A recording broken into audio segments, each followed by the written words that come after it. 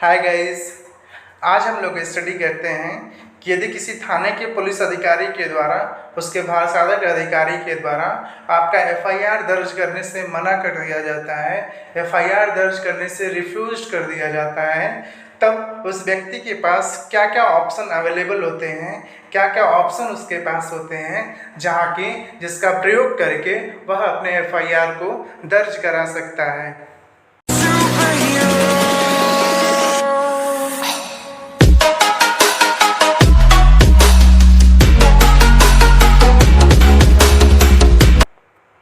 आइए पहले हम लोग समझ लेते हैं कि एफआईआर क्या होता है और उन्हें किन मामलों में दिया जाता है। एफआईआर अर्थात फर्स्ट इन्फॉर्मेशन रिपोर्ट, मतलब जिसे हिंदी में प्रथम सूचना प्रतिवेदन कहते हैं, जो किसी संज्ञेय मामले के कारित किए जाने के संबंध में पुलिस थाने के भारसाधक अधिकारी को दी गई सूचना होती है, जिसके आधार पर वह एफआईआर दर्ज कर मामले का अन्वेषण करके कोर्ट में चार्जशीट फाइल करता है, जिससे उस पर ट्रायल होता है, उसका मुकदमा चलता है और उसके दोषी होने या न होने की कोर्ट जो है निर्धारण करता है। तो सबसे पहले हम लोग समझ लेते हैं कि कॉग्निजेबल ऑफेंसेस क्या हैं। कॉग्निजेबल ऑफेंसेस 2C सीआरपीसी के अकॉर्डिंग ऐसे ऑफेंस होते हैं जिसमें पुलिस अधिकारी को किसी मजिस्ट्रेट के वारंट के बिना ही व्यक्ति को गिरफ्तार करने की क्षमता होती है, उसके पास पावर होता है। संज्ञेय मामले ऐसे मामले होते हैं जो थोड़ा सीरियस टाइप के होते हैं, जो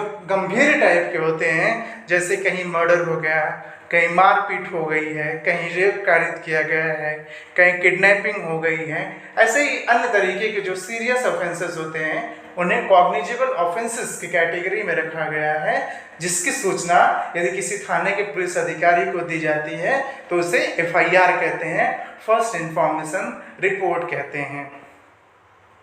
एफआईआर की सूचना दंड प्रक्रिया संहिता की धारा 154 की उपधारा 1 के तहत दिया जाता है। इंफॉर्मेशन इन कॉग्निजेबल केसेस, यानी कि section 154 sub section 1 of the criminal procedure code बात करता है कि every information relating to the commission of a cognizable offence if given orally to an officer in charge of a police station shall be reduced to in writing by him or under his direction and be read over to the informant, and every such information whether given in writing or reduced to in writing as aforesaid shall be signed by the person giving it, and the substance thereof shall be entered in a book to be kept by such officer in such form as the state government may prescribe in this behalf.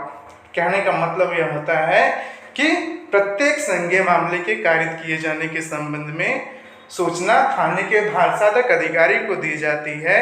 ऐसी सूचना लिखित भी हो सकती है, ऐसी सूचना मौखिक भी हो सकती है। यदि सूचना मौखिक है तब थाने के भारसाधक अधिकारी के द्वारा या उसके डायरेक्शन पर किसी अन्य अधिकारी के द्वारा उस मौखिक सूचना को लिखित रूप में दर्ज किया जाएगा और उसे जो इन्फॉर्मेशन देने वाला है उस पर साइन करेगा। उसको पहले लिखने के बाद पढ़कर सुनाया जाएगा कि आपने ऐसे ऐसी सूचना दी है और ये एफआईआर दर्ज किया गया है। सूचना सुनने के बाद एफआईआर में जो लिखा गया है उसको सुनने के बाद सूचनादाता उस पर साइन करेगा और पुलिस अधिकारी उसको अपने केस डायरी में जो भी उसका चेक रजिस्टर होता है उसमें दर्ज करता है और वह अपने रिकॉर्ड में रखता है कि इस डेट पर इस मामले से संबंधित एक एफआईआर दर्ज किया जाता है। यूपी में, अपने उत्तर प्रदेश में उसे चेक रजिस्टर कहते हैं। अब ये तो बात हो गई कि यदि पुलिस के द्वारा एफआईआर दर्ज कर लिया जाता है। हम लोगों को स्टडी करना है कि मान लीजिए हम लोगों के द्वारा किसी संज्ञेय मामले के कारित किए जाने की सूचना थाने में लेके हम लोग जाते हैं और जो officer in charge of police station है, जो एसएचओ है, जो officer in charge of police station है, वो हम लोगों का एफआईआर दर्ज नहीं करता है, मना कर देता है, ठीक, कि हम एफआईआर नहीं दर्ज करेंगे। तब हमारे पास क्या ऑप्शन अवेलेबल होता है, अपने उस संज्ञेय मामले के कारित किए जाने की सूचना और कहाँ लेके जाएं जिससे हमारे एफआईआर दर्ज हो, उस पर चर्चा करते हैं, उसका अध्ययन करते हैं। तो सूचना लेके आदमी गया और पुलिस वालों ने बोल दिया no I will not register FIR, मतलब हम आपका FIR दर्ज नहीं करेंगे। तब जो है दंड प्रक्रिया संहिता की धारा 154(3) में यह व्यवस्था की गई है, section 154 subsection 3 of the criminal procedure code बात करता है कि any person aggrieved bye a refusal on the part of an officer in charge of a police station to record the information referred to in subsection 1 may send the substance of such information in writing and by post to the superintendent of police concerned, who if satisfied that such information discloses the commission of a cognizable offence, shall either investigate the case himself or direct an investigation to be made by any police officer subordinate to him in the manner provided by this code, and such officer shall have all the power of an officer in charge of the police station in relation to that offence। कहने का तात्पर्य यह है कि यदि धारा 154 के उपधारा 1 के तहत कोई व्यक्ति संज्ञेय मामले के कारित किए जाने की सूचना थाने के भाषाधक अधिकारी के पास लेकर गया है और officer in charge of the police station FIR दर्ज करने से मना कर देता है, तब पीड़ित व्यक्ति वो सारी सूचना लिखित रूप में तैयार करके SP महोदय के, सुपरिंटेंडेंट ऑफ पुलिस महोदय को, उस जिले के SP को वो सारी सूचना लिखेगा और बाई पोस्ट भेज देगा। तब यदि पुलिस अधिकारी को, उस SP को यह लगता है कि नहीं, ऐसी सूचना देखने से हमें यह प्रतीत होता है कि कोई संज्ञेय मामला कारित किया गया था, तब या तो उस मामले का अन्वेषण स्वयं कर सकेगा या अपने किसी अधीनस्थ अधिकारी को आदेश करेगा कि इस सूचना को लिखित रूप में जो हमारे पास आई हुई है FIR दर्ज करके इस मामले पर अन्वेषण शुरू किया जाए। यानी कि 154(3) में यह अधिकार होता है उस व्यक्ति का कि वह अपने संज्ञेय मामले के खारिज किए जाने की सूचना लिखित रूप में बाई पोस्ट डाक के द्वारा अपने जिले के SP साहब को भेज दे। तो आइए देखते हैं कि वो जो SP साहब को एप्लीकेशन जाएगा वो एप्लीकेशन कैसे लिखा जाएगा, क्योंकि जरूरी होता है कि यदि हम लोगों ने जान लिया कि थाने वालों ने यदि हमारा FIR नहीं दर्ज किया तब SP महोदय के पास अपने इस सूचना को भेजना है, लेकिन वह सूचना कैसे लिखी जाएगी इसका ज्ञान भी बहुत ज़रूरी होता है। तो आइए उसको देखते हैं कि जो SP महोदय को एप्लीकेशन जाएगा उसमें कैसे लिखना है और क्या क्या लिखना है। तो सबसे ऊपर रहेगा सेवा में श्रीमान पुलिस अधीक्षक जनपद, जहाँ का रहेगा जनपद वहाँ का जनपद डाल दीजिएगा। महोदय निवेदन है कि मैं प्रार्थी, यानी कि जो भी सूचनादाता है वह चाहे जो भी जिसके खिलाफ अपराध कारित किया गया है वह अपना नाम लिखेगा, पुत्र किसका है लिखेगा, निवासी लिखेगा, कहाँ उसका घर है, कहाँ उसका निवास है, हूँ अपना परिचय देगा। फिर आगे लिखेगा कि सबने अवगत कराना है कि दिनांक इतना को समय इतने बजे मैं, सपोज दैट वह बाजार से आ रहा है, उसके साथ रास्ते में लूटपाट हुई है, उसकी सूचना लेकर वह थाने गया, थाने वालों ने FIR नहीं दर्ज किया, उसकी सूचना अब जानी है SP महोदय को, तो वह लिखेगा कि इतने बजे मैं घर से, बाजार से जो है कुछ घरेलू सामान लेकर अपने घर वापस आ रहा था कि अचानक इस जगह पर 3 अज्ञात व्यक्तियों द्वारा मेरे ऊपर हमला कर दिया गया और उनके द्वारा मेरा मोबाइल फ़ोन और 10,000 रुपया कैश छीन लिया गया। ठीक, उपरोक्त घटना की सूचना मैंने तत्काल थानाध्यक्ष महोदय को दिया, किंतु उनके द्वारा मेरा FIR दर्ज करने से इनकार कर दिया गया, क्योंकि SP महोदय को यह बताना पड़ेगा कि आपको लेटर भेजने से पहले, आपको प्रार्थना पत्र देने से पहले मैं अपने थाने गया था, वहाँ से थानेदार महोदय के द्वारा मेरा FIR दर्ज करने से मना कर दिया गया, जिससे आहत होकर मैं यह सूचना आपको दे रहा हूं कि आप जो है FIR दर्ज करवा के मेरे मामले में अन्वेषण शुरू कराएं। उपरोक्त घटना की सूचना जाकर मैंने तत्काल थानाध्यक्ष महोदय को दिया, किंतु उनके द्वारा मेरा FIR दर्ज करने से इनकार कर दिया गया और मुझे डांटकर थाने से भगा दिया गया।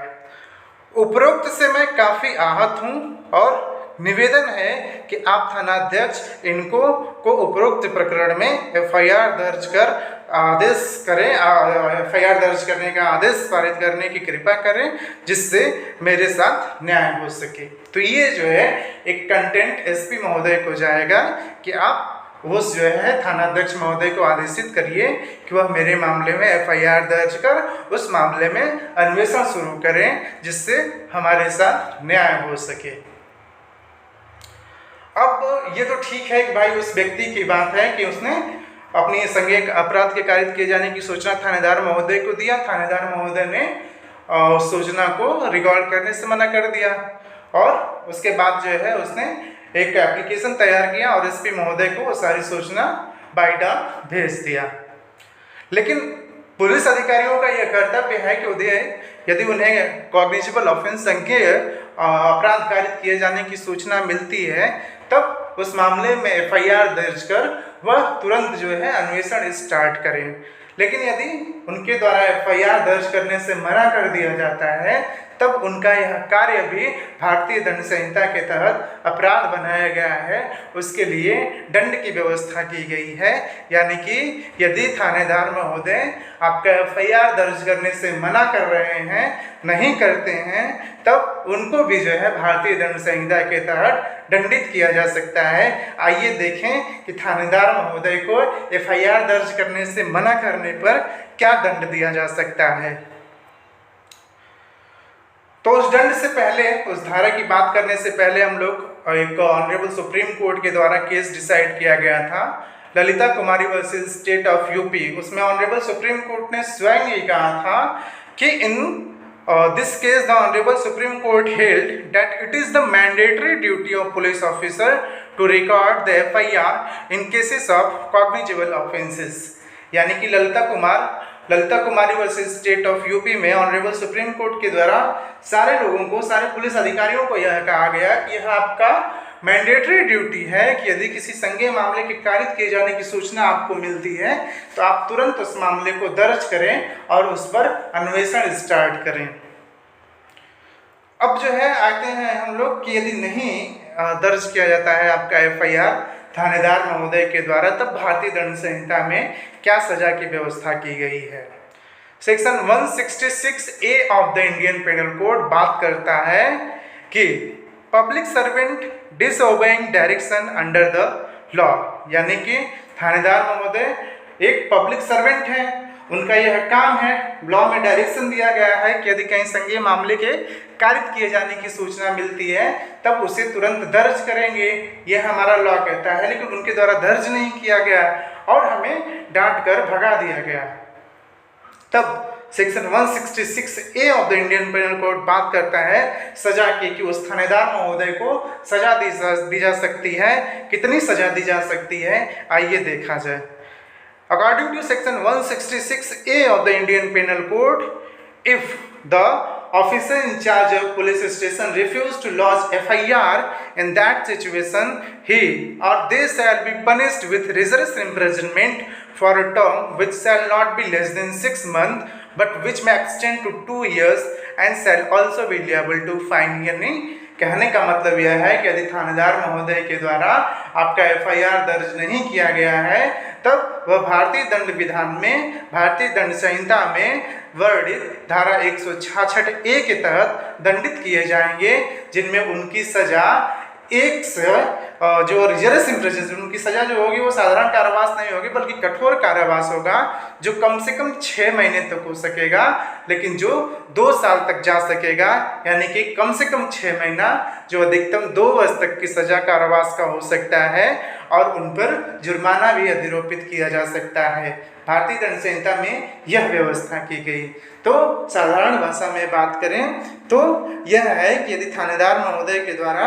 आपका मुकदमा, आपका एफआईआर दर्ज नहीं किया जाता है संज्ञेय मामले के कारित किए जाने के संबंध में, तब भारतीय दंड संहिता की धारा 166A के तहत उन्हें कम से कम 6 महीने का कारावास, जो अधिकतम 2 वर्ष तक हो सकेगा, और वैसा कारावास कठोर कारावास होगा और उनको जुर्माने से भी दंडित किया जा सकता है।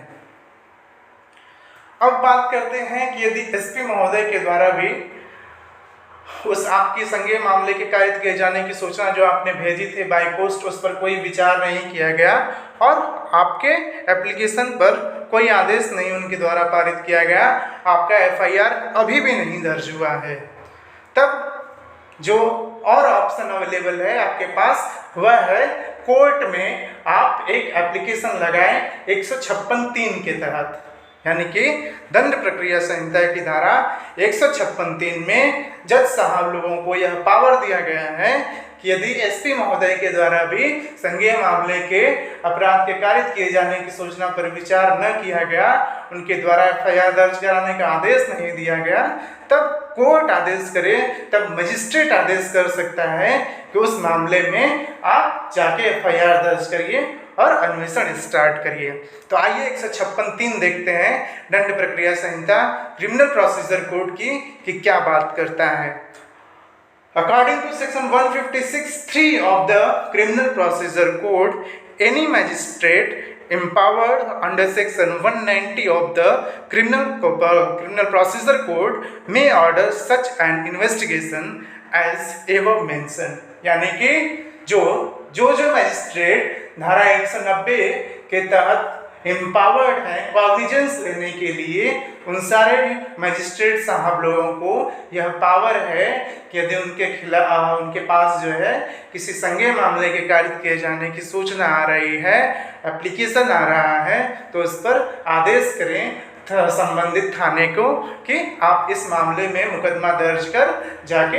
अन्वेषण करिए, इस पर इन्वेस्टिगेशन करिए और साक्ष्य जुटाइए कि ऐसा अपराध कारित किया गया कि नहीं कारित किया गया। तो ये हम लोगों ने पढ़ा कि यदि थाने में हमारी एफआईआर दर्ज नहीं होती है, तब जो है हमारे पास क्या क्या ऑप्शन अवेलेबल होता है जिसके माध्यम से हम अपना एफआईआर दर्ज करा सकते हैं। तो बहुत बहुत दोस्तों आप सबको धन्यवाद।